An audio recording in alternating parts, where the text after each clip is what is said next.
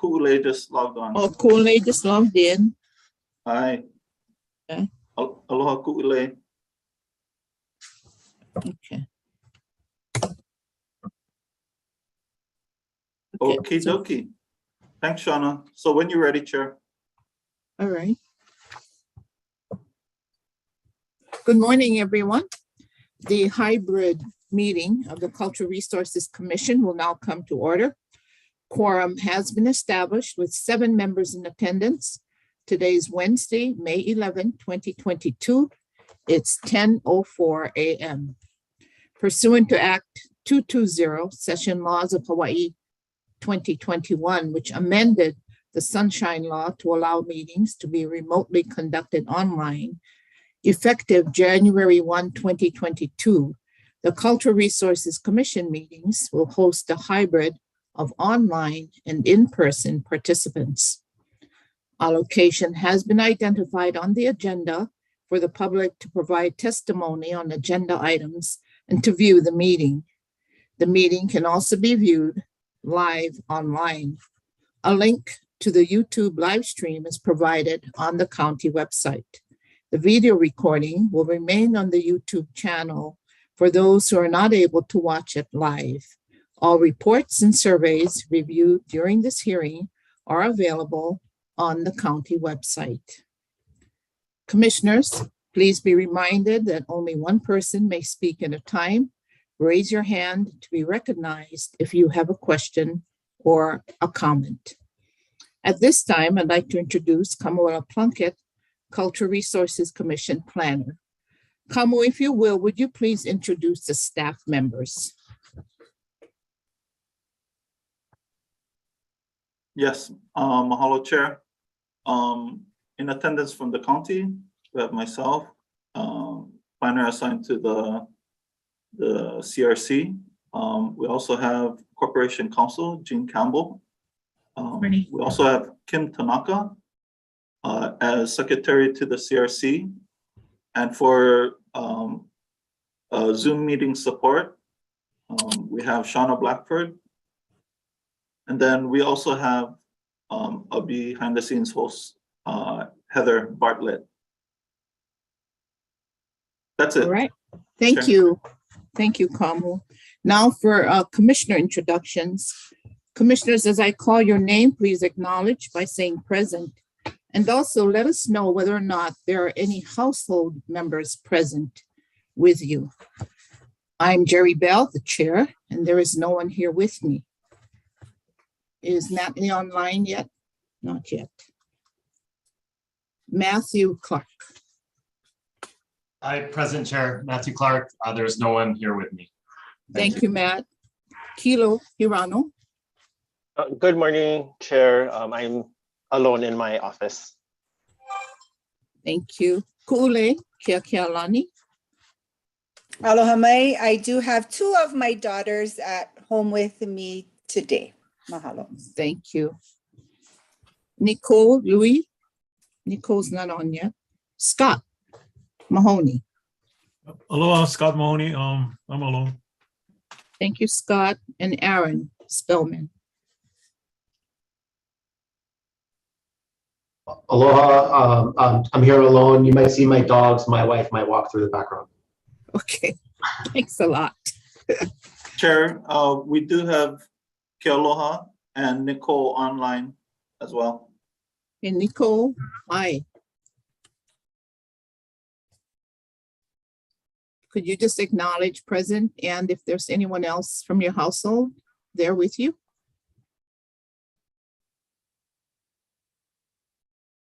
Okay, her camera and her microphone is off, but when she comes on, okay, we can ask her. Okay, and the newest member of our commission, Kealoha Nui Opuna Kini, if you'll acknowledge by saying present, and if there are any members of your household there with you. Aloha, present, and just my great auntie Kila is in the other room, and I've got my my puppy that I'm taking care of right over here, the runt. But just us. Okay, thank you, Kealoha. Okay, I ready. Oh. Hi, Nicole. Hi, Kamala. You just gotta acknowledge that you're present, and if you have anybody in the room with you, you just gotta state that. I'm here. I have my mom, my dad, and my sister from the mainland. Right. Uy, aloha. Ohana. Actually, they're all sleeping right now. So. Thank you, Nicole. You're welcome. Hi, Chair. So members of the public who have registered to testify will join the meeting via Zoom, and statements will be taken at the time their agenda item is called to order. All written testimony received by the planning department for items on this agenda have been forwarded to the commissioners. Kamu, would you please verify if any members of the public have registered to provide verbal testimony and that all written testimony received has been distributed to the commissioners? Yeah, Chair, as far as written testimony, we have none. Shauna, can you confirm if there's anybody in the room with you for in-person testimony? Hi, no, we do not have anyone here for live testimony. Okay, thanks, Shauna. So, All right. Chair, no testimonies. Great, thank you, Kamu and Shauna. And now we have a couple of announcements. We have the introduction of our new commissioner, Kealoha Nui Opuna Kini. And Commissioner Kinney, welcome to the commission. But before he introduces himself and tells us a little bit about himself, how about we just take a minute or so to introduce ourselves to him.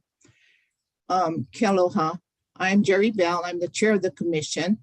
I'm retired from the National Park Service. I served as the superintendent at Pu'uhonua and Kaloko Honokohau for a number of years. Matt. Aloha, aloha. I'm Matt Clark. I'm an archaeologist. I'm currently the director of ASM Affiliates, a private consulting firm in Hilo. I'm also a newer member of the Cultural Resource Commission. So welcome. Thank you, Matt. Kiloha now. Aloha kakahiaka, Kilohana Hirano. I'm a community strategist for Kamehameha Schools on Hawaiʻi Island. In addition to being a commissioner on the CRC, I'm also the chair of the subcommittee on planning for the CRC. Thanks, Kilo. Hey. Aloha pumehana e ke aloha. I come from the little village of Pu'uanahulu. That's kind of my oneha now, but then Dad moved us here to Waimea as he went from Pu'uwa'awa'a Ranch Cowboy to Paka Ranch Cowboy. So I definitely am a child raised by the lands of Waimea and Paka Ranch Cowboy. I'm certainly still in the realm of education. I love the preschoolers. We opened up Punanaleo o Waimea here in Waimea in 1995, went on to assist in opening our Kanu'oka'aina school. We were part of that kind of same team of us. So still in cultural education and privileged to still be working in and amongst the ancestral homelands of North Kona as well as Waimea. But welcome, welcome. And there may be a connection to my husband, they're Kinnies. So, but anyway, there probably is a Ohana connection there. Welcome, welcome. Awesome. Mahalo, Kule. Nicole. Aloha, ki aloha. My name is Nicole Louis, and I am a descendant of Kona. Currently, I'm working with Hahn and Associates as doing archaeology work. And I've served with the county as a cultural monitor for several road projects, Anikihokalole and the Lalo Extension Road Project, and hope to be doing more cultural work with you and making Pono the development. So welcome aboard. Okay. Thanks, Nicole. Scott. You're welcome. Yeah, hi, my name is Scott Mahoney. I'm retired. My genealogy goes back to Kau, the Hawaiʻi line. Since I'm retired, I do a lot of volunteer stuff. I work with, I'm on board with the West Hawaii Civic Club, the Royal Order, and a council member of the Hawaii Burial Council. So nice knowing you, Kilo. So you're busy, Scott. Thanks. Yeah, And- busy. Yeah, Aaron? Yeah, that doesn't sound like retirement, Scott. Full time. My name is Aaron Spielman. I'm from South Kona, and I live in Waimea for a long time. I'm an architect. We do all kinds of projects on Hawaii Island. Okay, thanks, Scott. So now, if you don't mind my calling you Ke Aloha, Yeah, it's yours for a few minutes. Oh, okay. Aloha, Noai, Kako, Miki Aloha. Ke Aloha Nui o Puna. So I'm broadcasting from Pane'evo Ag Lots over here. I born and raised Big Island, Puna. My father's family, the Kini side of the family, we come from originally from Kauai, from Haiena, and my family is lineal descendants to Limahuli and in that area, Kalalau side. So it goes back to Ki'iwi, Ho'opilipili, o Kailua. And then on my mom's side, she's from Oahu side, and her family is Pa'aina, from Ka'ava, Kanaohe area. Yeah, so a little bit about myself. I attribute everything to my family, to my father and my mother and my heroes. They had long careers in helping communities here on the Big Island and other places, and everything that I've been blessed with comes from them. But I've spent the last 20 years working in conservation. I went to school for a long time. I got degrees in geography, ecology, and evolutionary biology, eventually earning my PhD. And all of my work has always been centered on Hawaii Island, always been centered on understanding our natural history and the role of traditional practices and traditional understanding of the observations that we make on the landscape. The landscape tells us so much. There's so much knowledge within it, and so kind of finding the intersection between science and the sacred has been a kind of a goal for me, a mission for me at all times. I don't see any difference. To me, they're the same. They're just different ways of looking at the same thing. And let's I tell you about myself. And in the last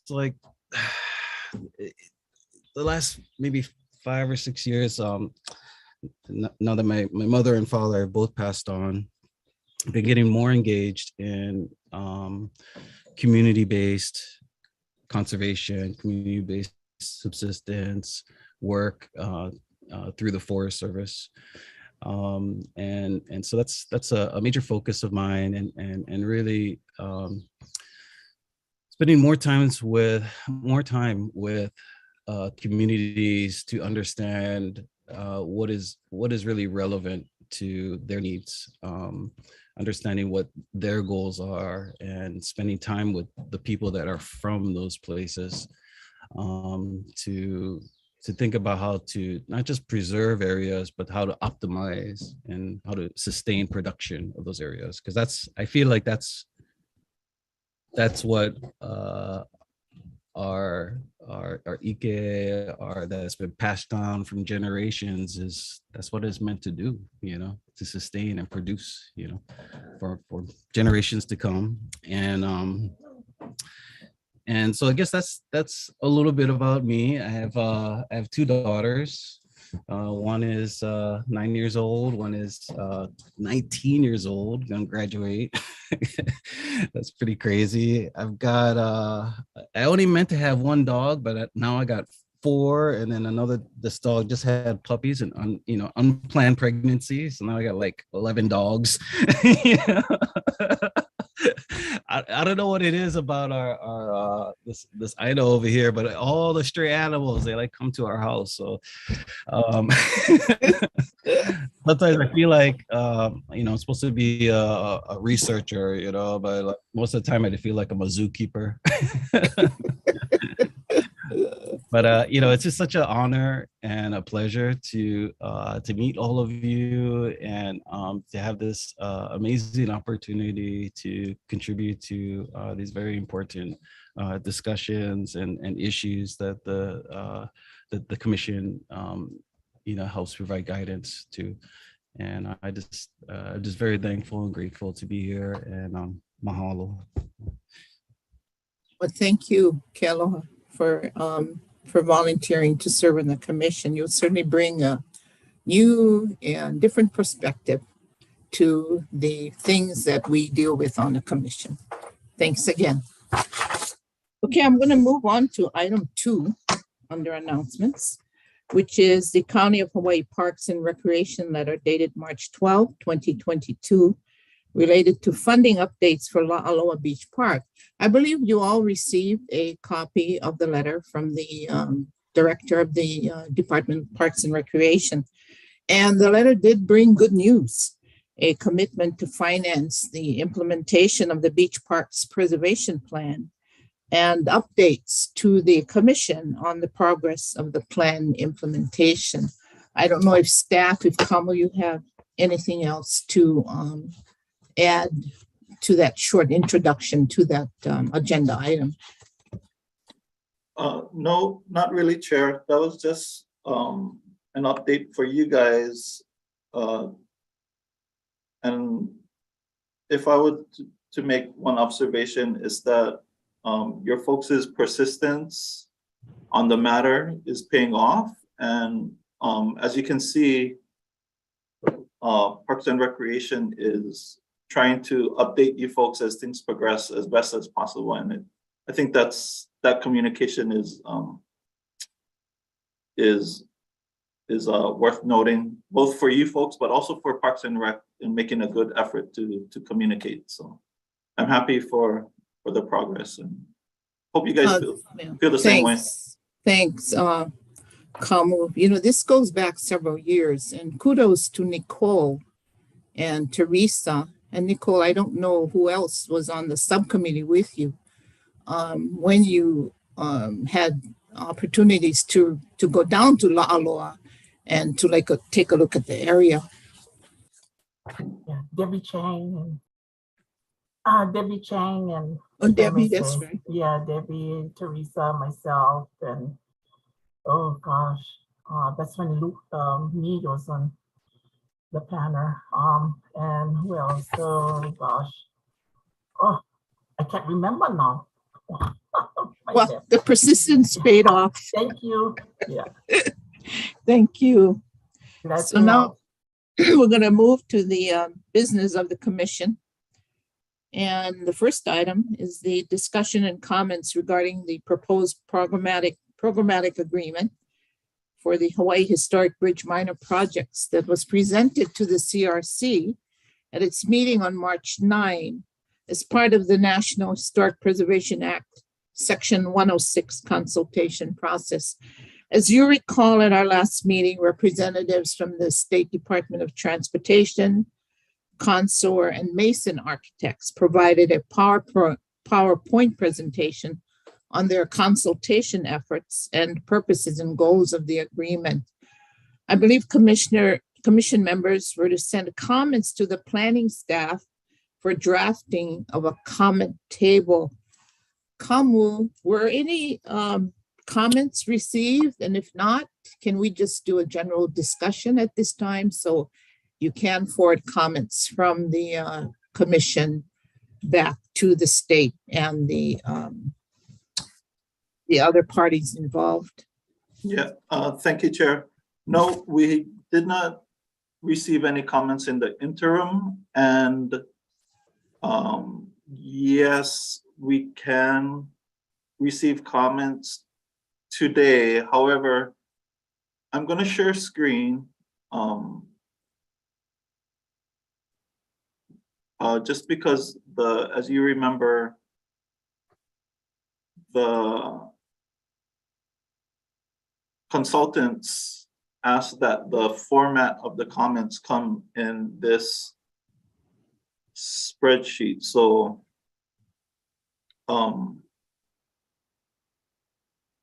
so I think if we take any comments right now, what I'm gonna have to do is plug it into this. And I know you guys may not have the page number of what you guys may be commenting on. If you guys do, that's great.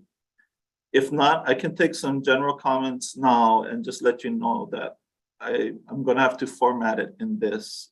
Now, if we don't have comments that fit in this format, we may just send just a general letter saying, thank you for the opportunity to comment. And I can put general comments in that response letter on behalf of the CRC.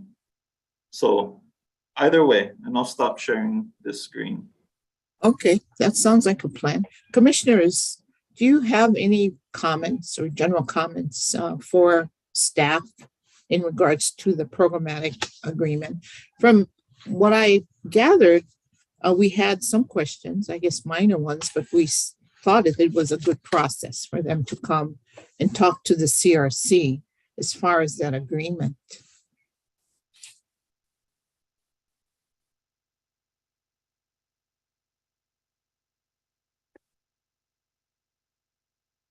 Any commissioners? Any commissioners with comments on the agreement? And from what I understand, it is a draft agreement, right, Kamu? Yes. Yeah. And Aaron had his hand up.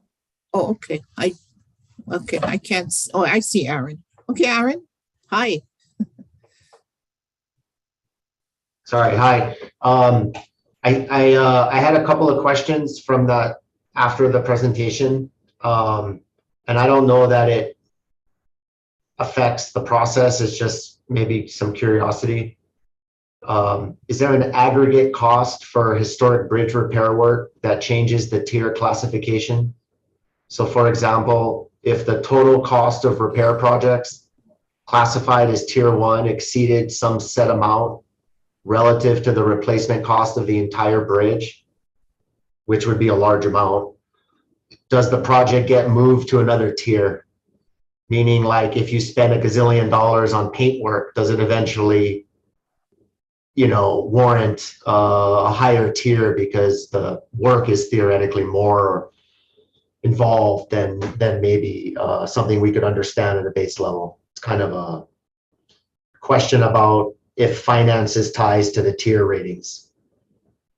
I had 2 more comments. The second one was, will there be a protocol for allowing a tier 1 event to occur, but ensuring the additional work is not then required in support? So for example, if paint work is to be done and it's all fine under tier 1, and during that paint work, visible spalling is discovered, which is definitely possible, would the spalling be then treated as a tier 2 protocol? Or would it be like accessory to tier 1? These are just like kind of structural questions to the process, maybe. And then the third question, if a future historic bridge repair project does not meet one of the 3 defined tiers, would the project then come before the CRC as a 106 project, independent of this PA? I don't know why we were calling it a PA. Oh, something agreement? Yeah. Okay. No, those questions make sense, Aaron. And I think towards the last one, the distinction is, does it move out of, because the programmatic agreement is for minor repair, yeah. So if it bumps up higher than any of the tiers, then I'm assuming it's gonna be considered a major repair. But I took the notes down here, but maybe Aaron, since you already have it well articulated, if you don't mind emailing that to me, and then I can try and summarize. Okay. I thank you, Kamu, for clarifying that. I had forgotten that minor goes to major if it's beyond the tier 3. So that makes sense. I've emailed you a copy of the same. Thank you. Okay, thanks, Aaron. Any other comments from commissioners? If not, then if you think of anything else after this meeting, if you would email Kamu and give him your thoughts, if that's a plan, Kamu, and along with Aaron's respond. Yeah, Yeah. Chair, if on this matter, I can ask Jean a question. So, Sure. Jean, for procedure here, based on what I received from Aaron, and if I get any emails in the next 2 days, and if I summarize a letter,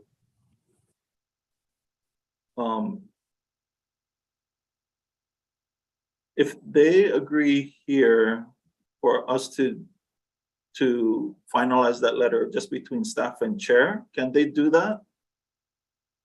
Yeah, so long as all the substantive discussion takes place in an open meeting today, and you don't need to agree on the word by word letter form itself, but you can discuss all the substance that you want, all the different points, whatever it is that your comments that you want into the letter in your open meeting today. Then yes, between you and the chair, you can finalize the actual form of the letter outside of meeting and send it. Okay, and would that be done as a motion and a vote here that the commission is in agreement that the finalization will happen after this meeting, not at a subsequent meeting between staff and chair? Yes, I think we would want a vote on the substance of the letter. So, whatever discussion points, just like you would do with another substantive motion, we'd like to authorize our chair to finalize a letter commenting on the programmatic agreement, or, on the, whatever it is, expressing these particular points, and, just generally state them so that the motion is clear what the letter is going to cover, and that it authorizes the chair to finalize that letter and send it. But you can have, whatever wider ranging discussion about the stuff, and then a quick summary at the end of your discussion of the particular points you want to put into the letter. That makes sense? Yes. So, yes. Excuse me, Kamu. So then the discussion needs to take place now rather than whatever comments coming in 2 days hence. Well, that's I wanted to ask Jean, because I think that's the options before you now, is that we can give a little bit more time for comments, and I can draft the letter and then bring that letter to the next meeting. But what I just clarified with Jean is, if there's more discussion had right here, right now, or if there is no more, that the commission agrees that the discussion happened, and they can motion that between me and you, we'll finalize the letter in the interim. Right, and your motion today could include that the letter will include, additional comments that are received following the meeting. It would be good to get the general discussion to cover as much as you can. But certainly, if you haven't had a chance to go through everything, and you do come up with additional comments afterwards, you can write those in and authorize the chair to include them in the letter. And then the letter can be shared, the letter itself can be shared publicly at a next meeting, so that it's out there, but it's, if that's appropriate for everybody. Yeah, but I think that works. Okay, So let me Chair, see if I can. I leave it Go to ahead. you to decide which option you want to take. Well, why don't I try to put together a motion for the commission in regards to the letter. And Jean, maybe you can help me with this. And this would be to authorize staff and the chair to submit comments to them. This is to the State Department of Transportation, Kamu? Yes. With regard to the programmatic agreement, to include comments at today's meeting and any comments following the meeting. Is that something that would work? Yes. Okay, good. So I've stated the motion. Is there anyone who would like to introduce the or not second the motion, but to introduce the motion? And this would be to authorize the staff and the chair to respond to the State Department of Transportation and with regards to the programmatic agreement with any comments that we have today and any comments following in the next couple of days. And that's Aaron raising his hand. Can I introduce that motion just as you stated, Chair? I wrote it down. Yes, you can, Aaron. Do I have a second? I second. Kilohana Hirano. Thank you, Kilo. So it's been moved and seconded that staff and the chair go ahead and send a letter with comments today and following in the next couple of days to the State Department of Transportation with regard to the programmatic agreement. All those in favor, please raise your hand. You see 1, 2, 3, 4, 5, and I got to get the rest. 6, 7, 8. So we have a unanimous vote. Thank you.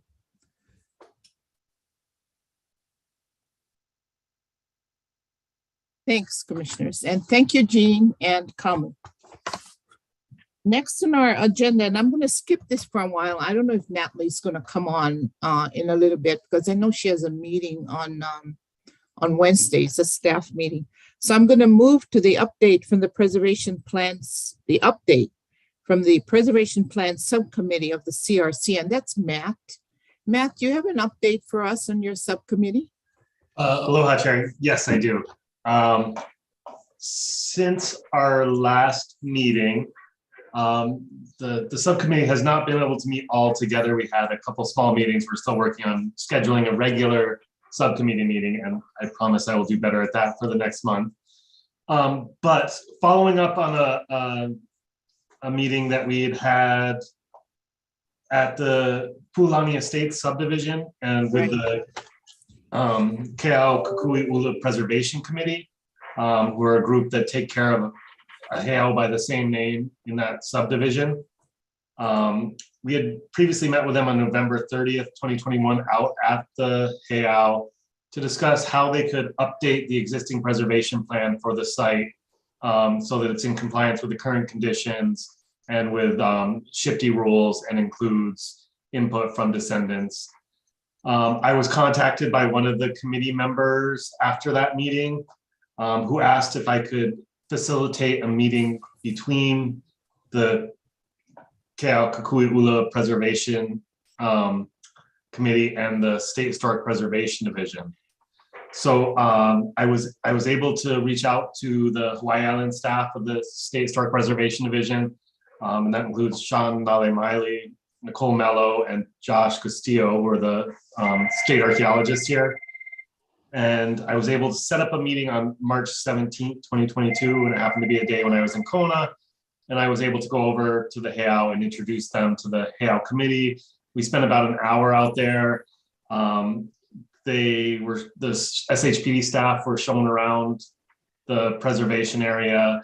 They asked some questions of the heiau preservation committee and agreed to assist them with the updated preservation plan. So as a result of that meeting, I provided email contacts and was able to hook them up via email so that they can submit their revised preservation plan to SHPE for review, and SHPE can provide comments and help them through the rest of the process. So I think we're getting some forward movement on this, and soon there should be an updated preservation plan that hopefully covers everything we've discussed and also meets the standards of the State Historic Preservation Division. Does anyone have any questions about that?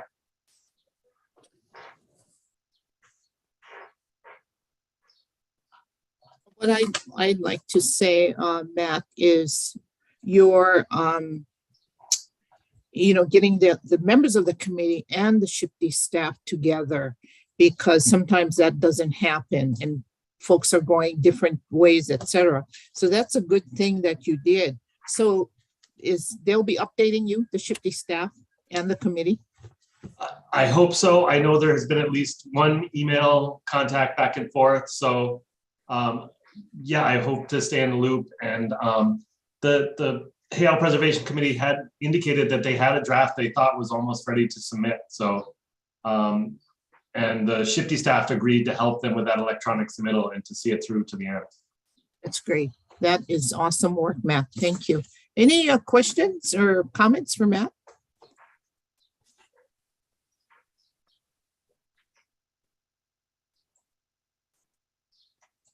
I guess not.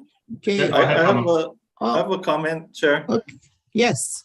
I just want to ask, maybe this is for Matt and Ku'ule. I remember in that site visit that me and Shauna went on, that Ku'ule, you brought cousin along, and then there was a discussion about if there was going to be a new iteration that that family connection would have an opportunity to share their mana'o. So I'm just wondering if Ku'ule, you feel like that still needs to happen, or if the interaction that already occurred is sufficient for that? Mahalo e kamu. Yes, I had taken cousin Sandy Lehua Kamaka with me to the site visit, and it was there at the site visit that she had shared some valuable information about her own connection to the place, being brought to Keaukukui'ula by her own grandfather. And so I guess that might be a question to Matt or any of us, really, was like notes from the day, that day,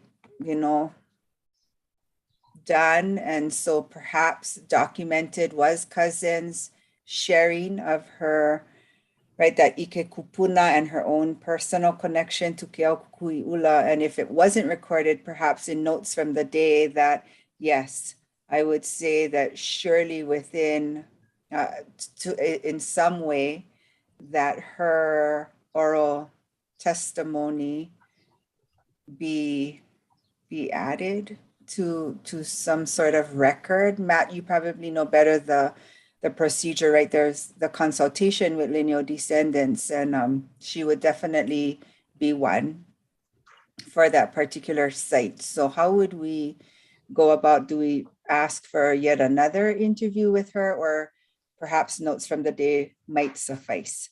I'm not sure on that. I know notes were taken from that day. Actually, the Preservation Committee actually brought up one of the stories she told to SHPE, and they said they had added consultation into their preservation plan. I have not seen the draft of the plan, but I know that they said they were actively seeking additional consultation. I think they even advertised for folks who would like to be part of it. And I know one of the things we could do is, if we have folks that we think they should reach out to specifically, if we could provide contact information, I'm sure they would be happy to reach out. Sure, we can do that. We could definitely provide contact information for cousin Lehua. And if you could just advise and direct me where, or if there's a, yeah, and then we can hook them up. We can definitely do that. Mahalo. Well, let me ask you this, Ku'ule, and maybe Nicole, and then anybody else too, but I just know you folks particularly tied to that area.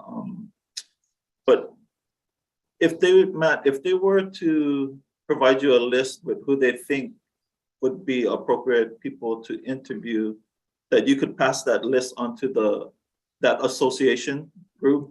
Yes. So And- feel free to email me. Well, I think for Sunshine Law, Kule and Nicole, if you guys have any ideas, you email that to me. Okay. And then we email it to Matt, just so that there's no question about violation. And then if you guys are okay that at least a good effort was made, if Matt pass along the names to them, and hopefully they reach out. So, okay. Hiki no mahalo. Yeah, Hello. good. Chair. Yes, Nico. Hi. That's why when Matt sent out the letter of the site visit, and he sent it out to us for any additions or comments that we might have on the letter, I stated to him that it's a good idea if you put Lehua's name, not only her name, but to say that she is a descendant of the Aina or from Puapua'a. I think that's Puapua'a Nui. And he did just that. And thank you, Matt. I appreciate that because it's so important that we bring recognition to the descendants and where they are from and how they are connected to the Aina. And I am connected to Puapua'a Nui too, because my tutu had a koa outside, along the coast over there, Pelikane, Kapahu Pelikane, he had a koa out there. And I know where the koa is. It's on the coast, and that's where he used to fish before. So. That's all. Thank you. Thank you, Nico. So we need to add your name to that list. I know you're on about 100 lists already. Thank you, Matt. Hey, I was hoping for an update from the planning subcommittee, and Natalie's not on. Kilohana is the chair of that committee, but he wasn't at our last meeting, and I don't have my notes. Kamo, you want to bring us up to date on the planning subcommittee? What's happening with that committee anyway? Yeah, happy to do that, Chair. So at the last planning subcommittee meeting, we discussed what a more comprehensive plan may be for the CRC, and developed an outline, because what we had worked on in the beginning of the year was trying to update the action plan. But in our discussions, we also realized that the work of the CRC can generally be divided up into three things. Like there's some actual bigger projects that the language in the rules and the CLG, I'm drawing a blank. Matt, what does CLG stand for? Certified local government. Yeah, certified local government. So the language that goes along with being a certified local government has some endeavors that is more long-term, and we actually got to develop systems and procedures for. So we can divide this overall plan into three parts. Those projects that require more development and will take a longer time. Then we have the action plan, which at a previous meeting, the CRC had agreed to be a 3-year outlook. And then we could have the other component be more immediate. What is the CRC's plan for this year? So in our last in the last planning meeting, we were discussing what the outline of that document would be. And so I think we discussed a few smaller things, but that was the major discussion. And there was an agreement to incorporate the action plan into this three-part outline. And so that's what that commission is gonna, committee will continue to work on. Any other comments from anybody that's was in on those meetings? Please share if you want to. I was in on that meeting, and I think we're moving in the right direction because the action plan that we worked on in the previous years, it needed to be broken down into smaller segments. They were just too large for the commission to handle. So we're moving in the right direction with that, Kamu, thanks to Kilo and of course, Natalie. So we'll get an update at our next meeting, a further update after we'll be meeting again, I think next month. And then we'll get an update for the commission at our, I don't know if at our next meeting because it's in June, yeah. Okay, thanks, Kamu. So we're going to move on to our next item on the agenda, and that's training and staff guidance on Rule 4-3B of the Rules of Practice and Procedure for the Hawaii County Cultural Resources Commission. And this is commission review of proposed projects within the County of Hawaii. And I'm going to turn this part over to staff, Kamu and probably Jean. Thanks again, Chair, and thanks all the commissioners. So looking at what possibly, well, now we know it's not possibly, the CRC is allowed to review permit applications when requested. And so this agenda item was a request from Natalie in preparation for having these types of reviews. And just so happens, we did get a request letter for June. So Chair, this does affect our planning, both subcommittees really, because it's up to you folks if you guys are still able to meet as subcommittees, even though we're being asked to have another meeting in June. Anyway, the meeting in June is related to reviewing a permit application. So trying to get back into this agenda item, this is in preparation for the CRC to be able to do these types of reviews. And I'm going to share screen.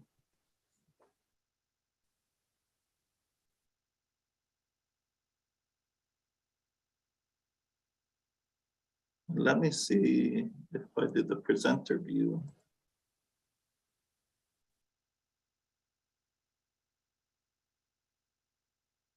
Do you guys see the PowerPoint? Yes. But do you see it in the presenter view? No, we can see all the slides on the side. Yeah, we can see the slides on the side and the Okay, beautiful photo. so I'm already in share screen mode. Do you guys have any insights about how to make it presenter mode? View. I think you go to slideshow. Yeah, isn't it on the top? Yeah, play from beginning. Yeah, there you go. Yeah, see, I'm not too proud to ask for help. Yeah, well. That's how we got to do it as community.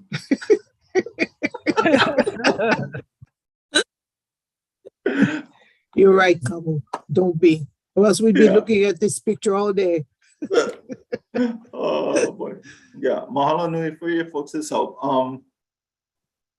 So Rule 4-3 B is particularly for the commission to review projects. And I'm gonna go briefly over your chain of authority to be able to do this type of work. Yeah, so hopefully you guys can see my cursor. So right now you have this certified local government status, right? That is acknowledged from from NEPA, the federal agency that handles NEPA, and then also SHPD. But in order to qualify for this, the county had to pass an ordinance that created a code for the CRC. Yeah, so so the ordinance that created the code was passed in 2008, April of 2008. And this is the actual code, Hawaii County Code, Section 1, Chapter 2, Article 44.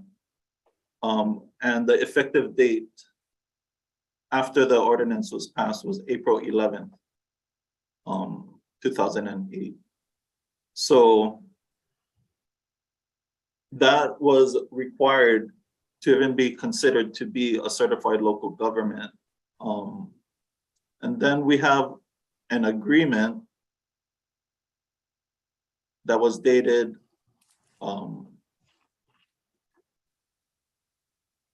July 2014. And this agreement is between SHPD and the county. Now in that agreement, it talks about you folks being able to speak on issues related to HRS 6E 13, 14, and 15. And then the national parks acknowledge you folks as a CLG with a letter dated August 28, 2014. So that's how you folks came to be. And to me, this part over here in the agreement is crucial for why you guys get to do these types of review. That is stated in your rules.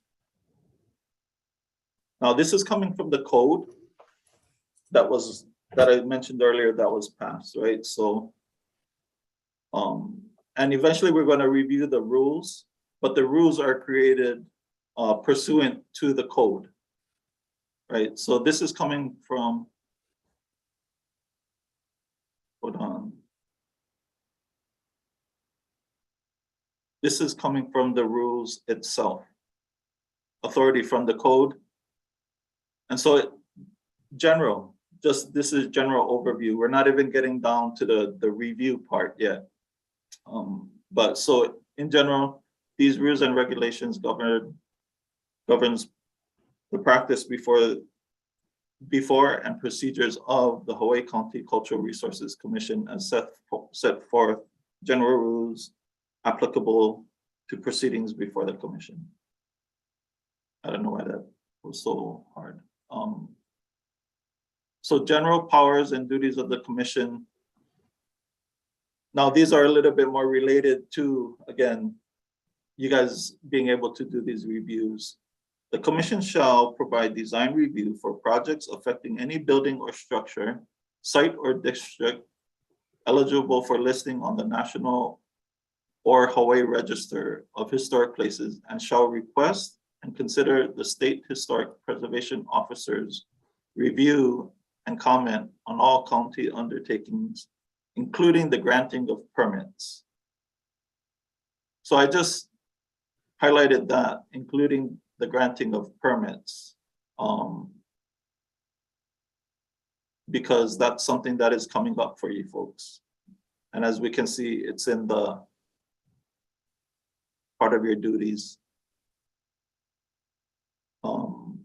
Section A9 says the commission may review and comment on archaeological reports submitted as part of development proposals to various county agencies. So you do comment to the planning director, but that's not the only agency you folks are relegated to. If another agency asks for your opinion, and if they submit the materials in the right time, in the right manner, then you guys can comment on it as well. The commission may make recommendations to the State Historic Preservation Officer and the Hawaiian Island Burial Council on the appropriate management, treatment, and protection of Native Hawaiian burials, which are customary with traditional Native Hawaiian burial practices. Okay.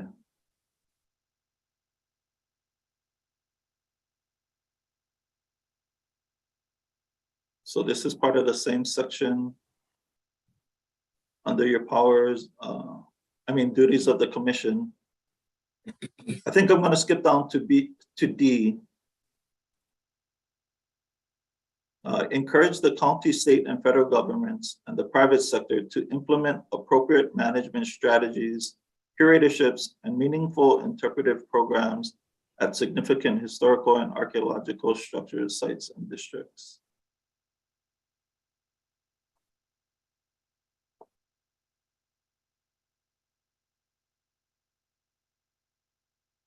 Okay, so before I get into the actual rule that we're going to review, does anybody have any questions? Nicole. Okay.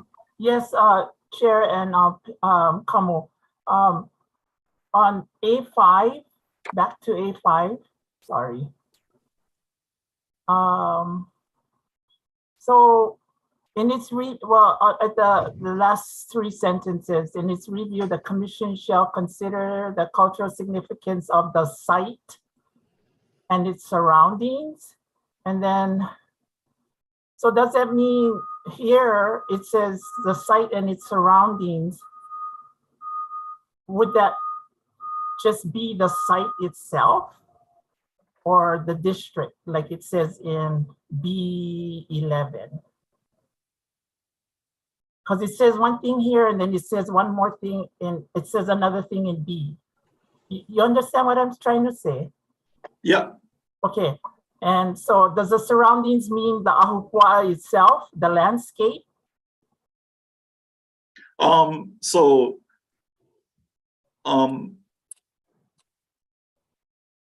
just want to make sure it's pa'a. Yeah, I know what you mean. One thing somewhere else and then another. And it's thing. ambiguous, yeah. Yeah. It's ambiguous, and it's not clearly stated what surroundings means in the definitions part. Okay. And to some degree, I believe it's not defined because it's hard to define. Okay. I think, again, just as general guidance, what is interesting is it's saying definitely the site. And if you're going to expand to say something is significant related to the surroundings, it's important for this commission to be able to create that rational nexus of why, when you name the extent of the surroundings, that you have to create a rational nexus. And I know all of us has dealt with this before. We know that in federal laws, and I think even in state law, it mentions the APE, right? The area of potential effect. Mm-hmm. Yeah. And even that is still ambiguous because it needs to be explained. And one other piece of legal language you'll hear is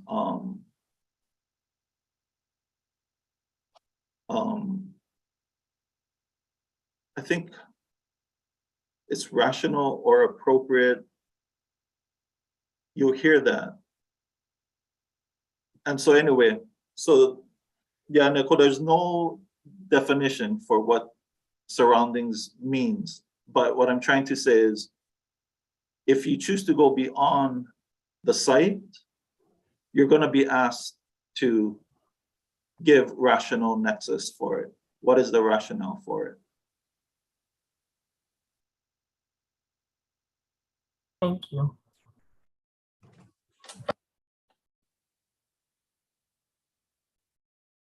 Any other questions before, Matt, you know, you've been doing this, and both you too, Nicole, you've been doing this for a long time. I don't know, on this commission, you guys are experts. So is there any insight anybody else wants to share about that, Matt?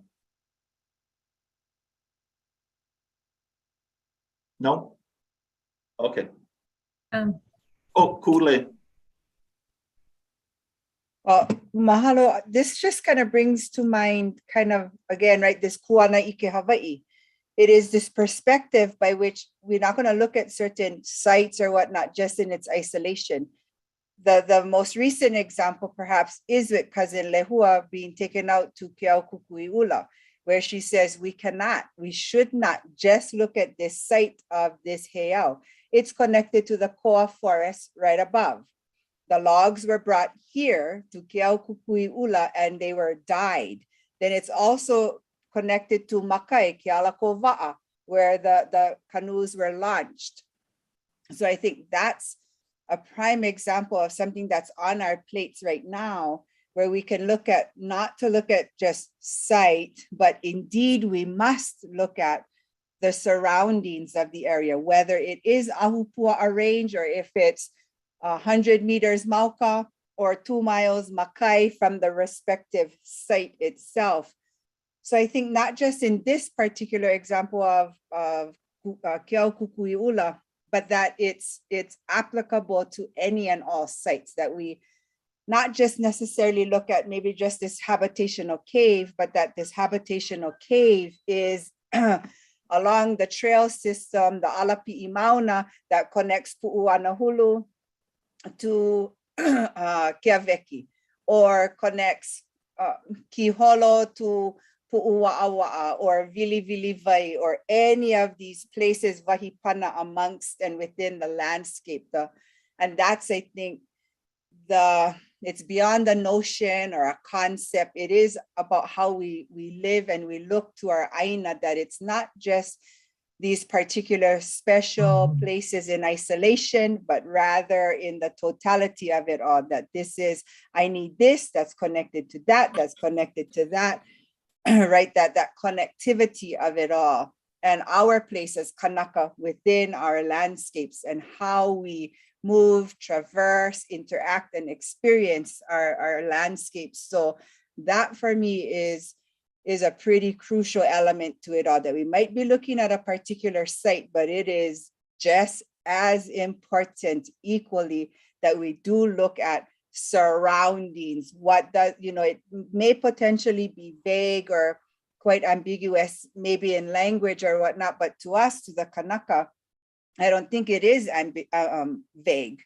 We know exactly that this is connected to that and connected to that, and going to take me to my homestead, and going to take me to the kahakai where I got to get my fish, and so on and so forth. So I think it's a important component in not just viewing things but how in essence then language is going to be laid down, whether it be on the legal side of things, or which hopefully you would hope in Hawaii, it does capture the cultural context of things. So anyway, I kind of just offer that, and I think it's a good thing for us to all consider, contemplate, ponder, and Coolly, what you just described are examples of cultural landscapes, and how you look at site and how they're associated with the landscape of the area, particularly cultural landscapes. And that's how we should be looking at things. Jean? Thanks. Thanks, everybody. I wholeheartedly agree with all the discussion that you've had so far about the scope of your review as far as site versus surroundings. And I think it's a very much a case-by-case basis. And the reason that we have you all is you are the experts to know how to draw that. The one thing that, Kamu, can you roll back to your previous slide that had the earlier rules on it? One more. One thing that I'm gonna, there we go, starting with 6.5. One thing that I'm gonna ask that we take a look at and offer for you to consider is when we look at the powers for the commission under this subsection A5, it's using the word shall. So you are supposed to go out and do these things. And I would offer that one way to read this is that everything here in this subsection 5 that is a shall, you must go out and do things, is that these are limited to the projects that are eligible for, they're either listed or eligible for listing on either the state or the national registers. And so that would include, you know, any permits and whatever all that are included with that. If we read this to be beyond register eligible or registered projects, then this requires that you need to review every single permit that the county grants, because that's still a shall. And I don't really think that that's something you all want to take on. And so I would offer that the shalls that are in this paragraph, it's again, like everything else, not very super clearly written, but I do think that maybe the intention here was that these shalls are for the register projects. Certainly section 9 and section 11, which is on our next page, gives you also the authority to review and comment on and be involved in projects that are not register related. So you aren't limited to register related projects, but when we look at 9 and when we look at 11, those are mays. So when it's important, you guys should get involved and you may do that. But it doesn't, I think that reading of it doesn't require you to review every single permit that comes through the county. So just wanted to offer that up as one perspective. Yeah. Sorry. Yes, Jean, no, thanks for pointing that out. And I think in another part of the rules, it says that requests got to come in a certain way. So this is not saying that every single one they need to review. And I know that it might appear that way, but this in relation to that other rule stating that it has to come in a certain way.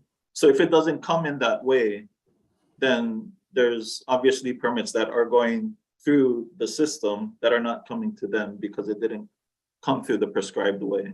And so, yeah.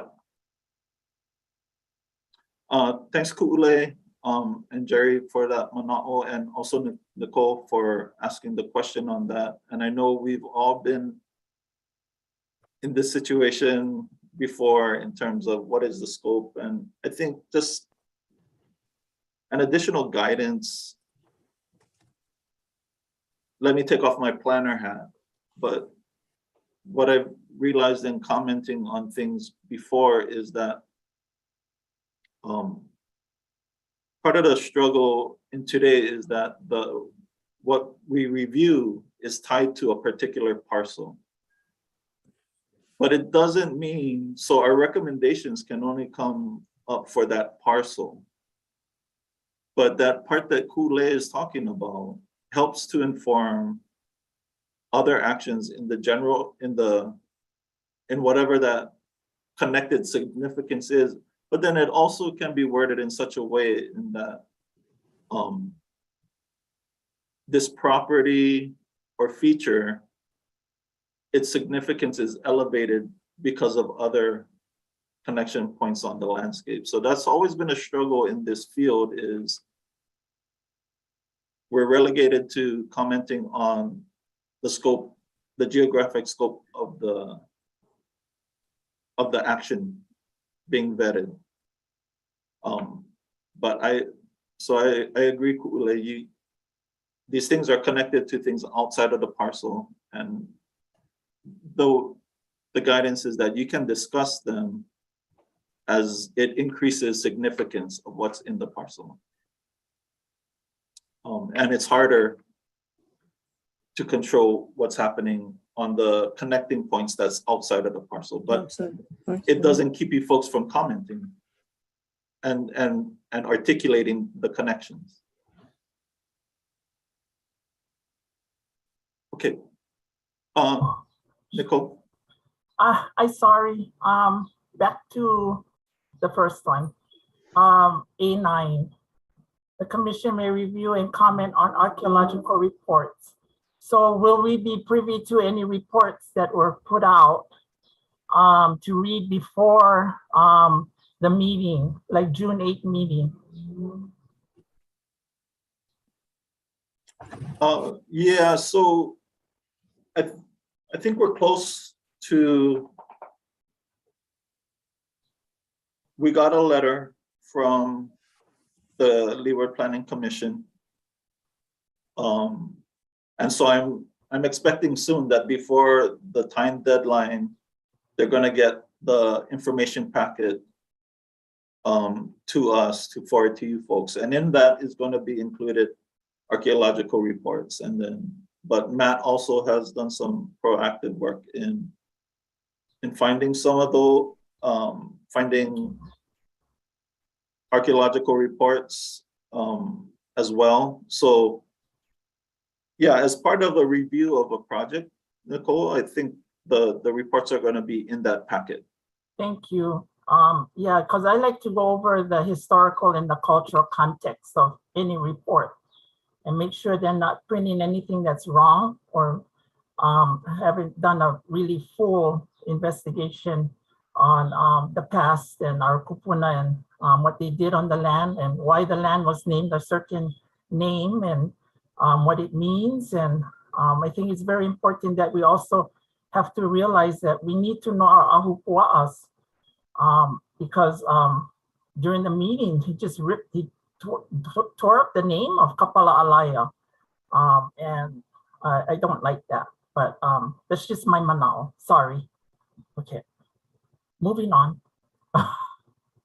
Thanks, Nicole. You're welcome.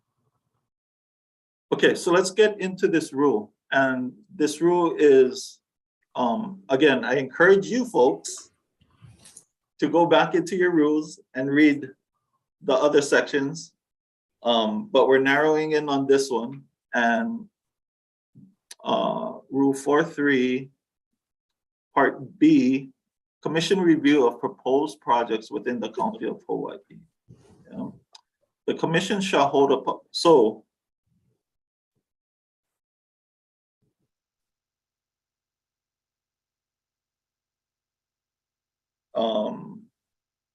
let me do this.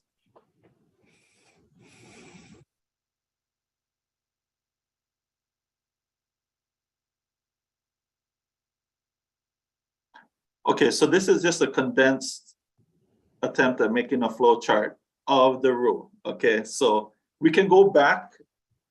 I bulleted everything straight from the rule, but let's see if this helps. This is a condensed flowchart version, so it's all based on the rule. So who can submit a review to the CRC? And just to let you know, this one particularly is related to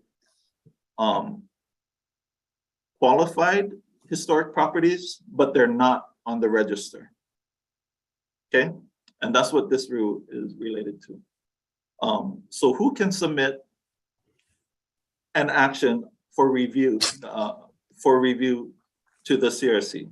So the SHPO can, the planning department can, and really based on the other rule, other agencies can, and members of the public, which includes applicants for permits, yeah? So what do they need to submit for it to be considered a genuine submittal that staff can say, okay, you met the criteria. So the rules say cover form. I'm just gonna say cover letter because it makes more sense to people. Or a permit application, permit requests, draft environmental assessments, archaeological reports, or other documents. And here's your catch-all for other things related to the action. Yeah. So the timing of this is that they got to get it to, this is tricky because when I read the rule, right, it's saying must reach the commission no less than 20 days before the next scheduled hearing. The trick is if we get it on day 20, we still need some time to process if what they gave to us meets the criteria. That could take at least a day if you believe that when somebody receives something, they actually get to look at it that day. Anyway, I'm putting in some behind the scenes stuff. I wish, Jean, I wish this read a little bit differently, because if we wanted to give the commission 20 days to actually review the material, we need that submittal and determination time to be before that. Anyway, that's my personal, right? Maybe we'll change the rule. Okay, so let's say they submit it in 20 days. If they don't submit it within 20 days of your folks' next meeting, then it gets bumped to the subsequent meeting. Okay, so then meet the criteria. Based on when they submitted it, they get scheduled for a meeting, and then that's where this one comes in. B1, the meeting the commission shall hold, and this is part of a longer statement, but it's basically talking about an agendized meeting under Sunshine Law, which we're having today. So it gets onto the agenda. So from there, all of these materials that are submitted, you folks get to review, but the rule is saying in your comments, you're checking what's in these things against these documents. That's the Hawaii County General Plan, the related community development plan, if there is one for that area, the Hawaii State Historic Preservation Plan, NPS's Historic Preservation Program guidelines, and then this an Office of Hawaiian Affairs guidelines for the consideration of traditional Native Hawaiian values in historic preservation review dated 1988. So we have to create a link, staff, Kim, with her help, that this will, if it's not already there, we're going to create a folder that you guys can get to. Probably it's going to be in the CRC Laserfish general public, but Kim will send you a link, because what the rule is saying is, along with what was submitted from the applicant, you review that in relation to these things. From there, you had the meeting. So please read this part more. In fact, sorry to go back and forth on you guys.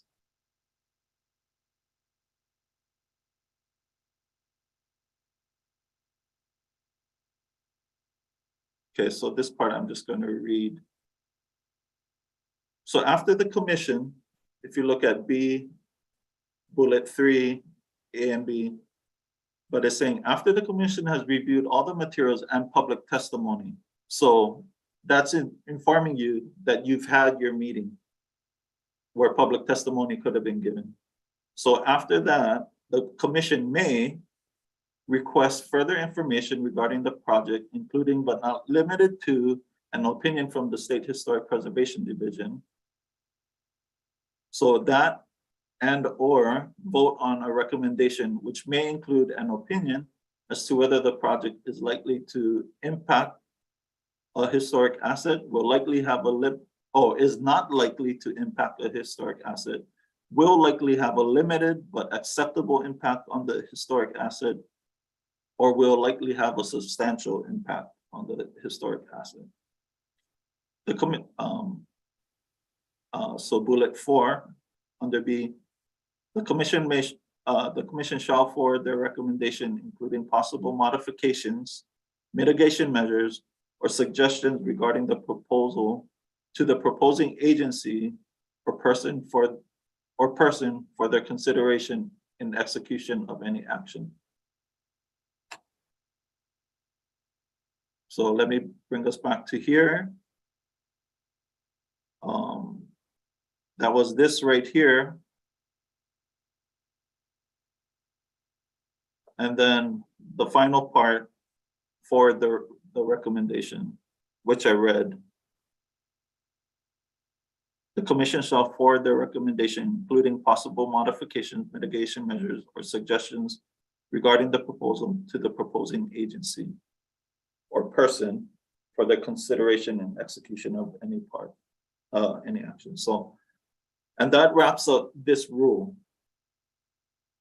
Now, there's other types of reviews you folks can do, but this is the one that is most applicable to proposed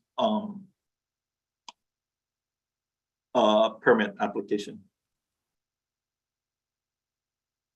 I see Aaron has his hand Okay. up. Okay, sorry, Aaron, go ahead. Sorry, I pressed the wrong button. I was waving and I meant to press the raise hand. Sorry, guys. I have two questions, Kamala. Thanks for walking through this. And I should say 100% agree with Auntie Kulule and Auntie Nicole about the surroundings. And when we consider site being specific, surroundings is everything else. So I think that actually gives you a lot of latitude and flexibility in interpreting. For example, if something was next to the coastline, or what does that surrounding mean? It's not even just the Aina. At that point, you have oceanfront and recreational access, beachgate. My two questions on this are on this slide, and under B2 guidance materials, other guidance documents may be adopted. How would Auntie's cousin's mana'o be contained within a guidance document that can be assigned as per project kind of a thing? Does that come into play? And do you want me to ask my second question now or wait?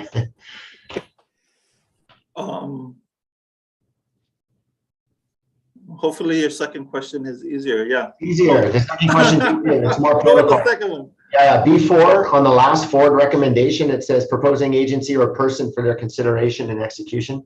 So if we get a direct application, we're only going to give them the recommendation. We're not also going to CC the planning director. Yeah, for sure. For sure, we're going to CC the director, Okay. or whatever agencies are most relevant to the type of permit being asked for. Yeah. Okay. Thank you. Yeah. It's not just a private thing, right? It's like, it's sunshine law, right? It goes wide once it comes to us for review. Yeah. You know, what is really interesting about this rule is that your folks' rule is, and even the code, your folks' code is in a different part from planning. It's not under chapter 25, in which all the zoning codes are. But you folks are housed in the planning department, and your staff is anyway.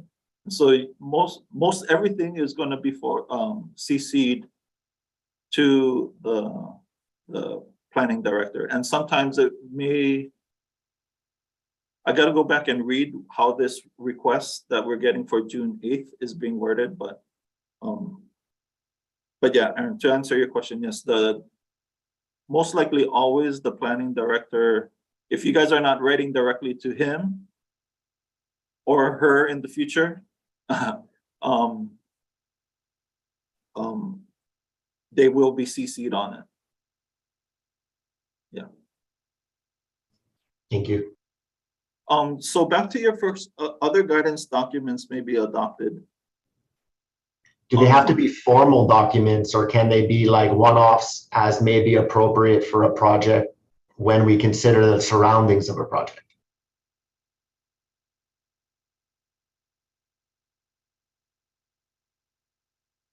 you know what I think? So if you look at the types of documents that are here, listed here, right? It's documents that governments use for either land use or historic preservation. That's the two type of documents we see in there. And so I think for this, when we think about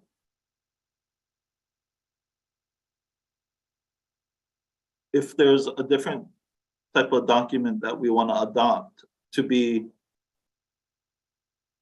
this is the baseline, right? If you want to have a baseline document that no matter what part of the island or what individual feature, this is the minimal review you got to do.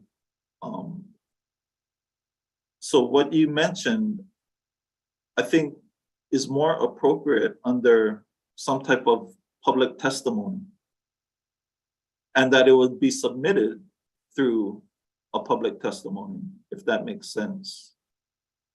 But it may not be relevant for every review in a different ahupua'a, in a different district. And therefore, for your question, I would say, we wouldn't want to adopt that into this list, because this list is for all reviews, no matter where it is on the island. What do you think about that? That's much more clear. Thank you for explaining it. I see these are more like reference standards and probably adopted by a wide range of agencies, more generally applied. And that makes sense to me. Thank you for clarifying.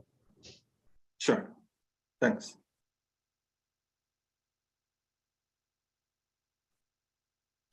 Any other mana'o? Even Jean, if you got more. No, I had exactly the same thought that you did with regard to Aaron's question, that you would take in public testimony, and that should certainly be a factor in your consideration. And I think that that's exactly where that belongs. So I agree with Kamu on that one.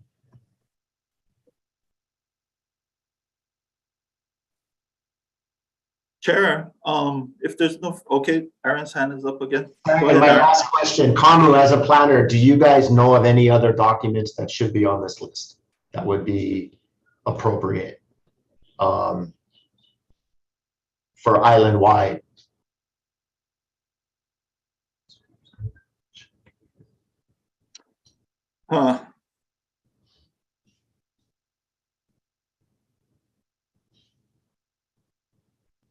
Does Department of Interior have a, I think we noticed something earlier, it was DOIs for rehabilitation. Yeah, yeah. And so even though it wasn't stated in this rule here, well, let me see, Historic Preservation Program guidelines. I'm not too sure if that includes what was mentioned up front, but that upfront policy that we reviewed earlier, I would say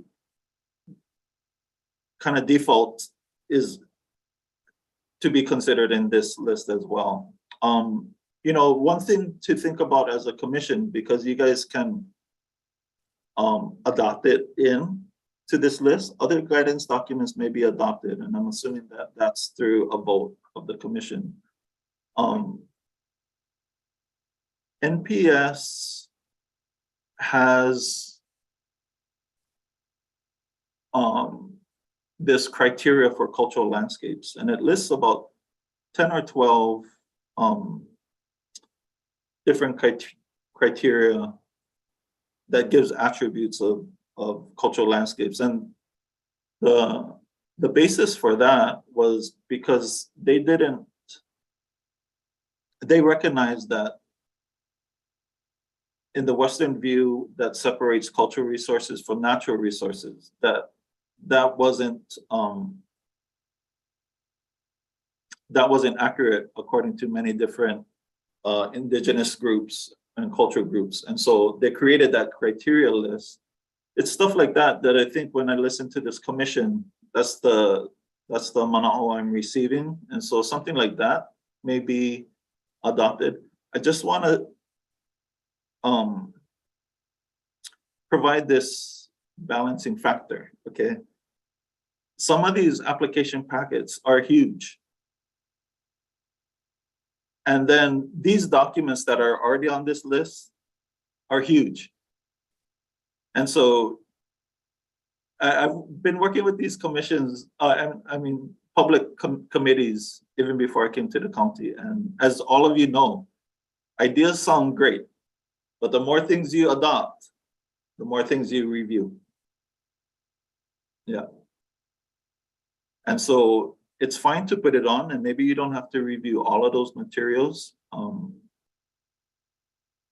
But anyway, that's my mana'o. NPS's cultural landscape criteria, and then they also have language on traditional cultural properties, which is also relevant to your folks' mana'o.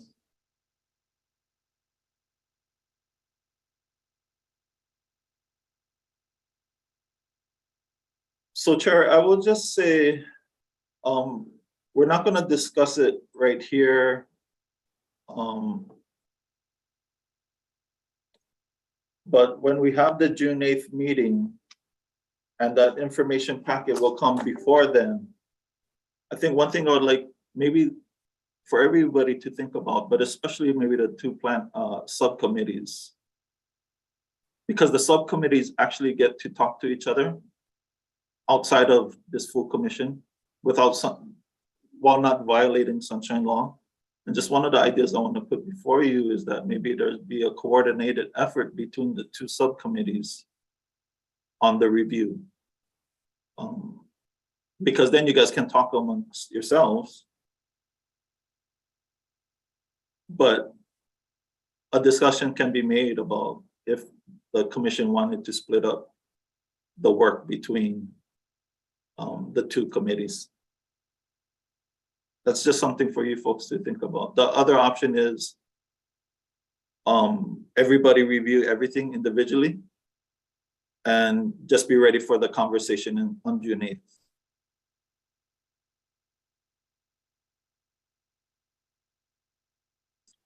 And even though the rule didn't give a turnaround time on when we need to respond, just as a general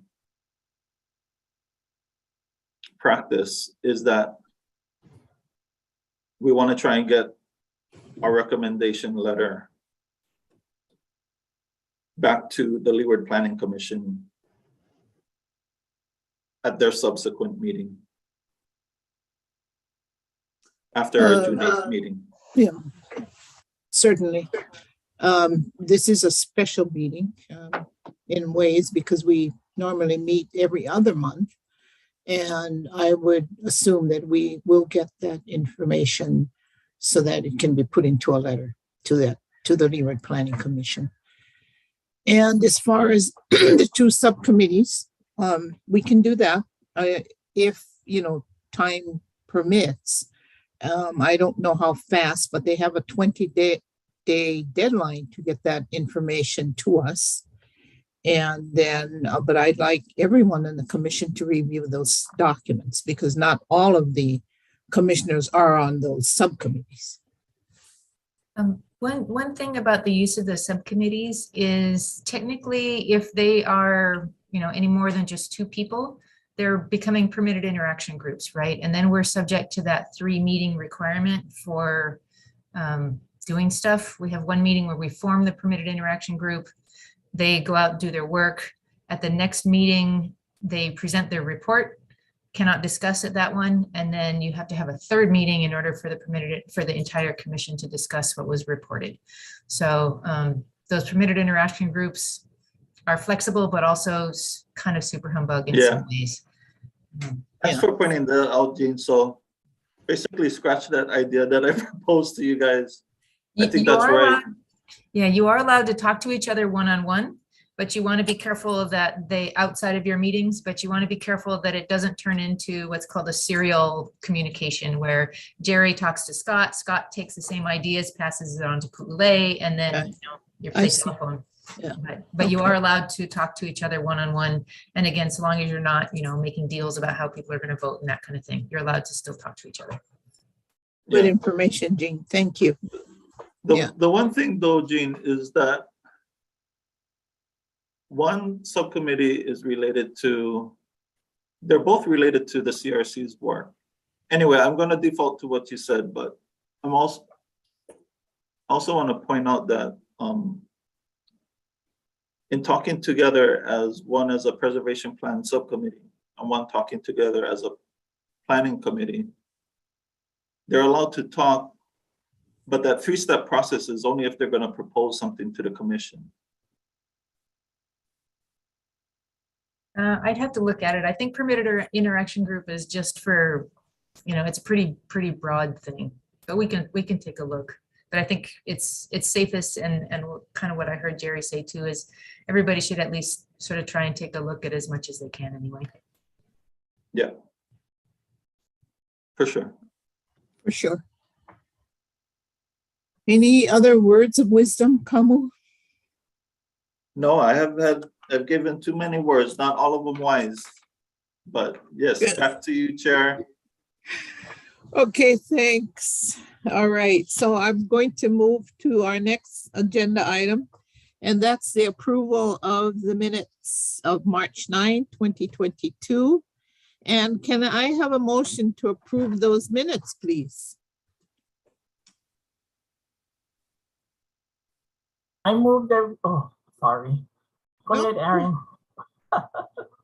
Okay, well, Aaron can approve and you can second, Nicole. How's that? Yeah, that's fine. Okay. Sorry to jump in, Andy. I will approve, I will motion to approve the minutes from our last meeting, please. Thank you. And do I have a second, Nicole? I second. Thank you. So it's been moved by Commissioner Spellman and seconded by Commissioner Louis that the minutes of the March 9, 2022 meeting be approved as circulated. And I have a note here that staff should have a roll call. Kim, I'm asking your manao on that.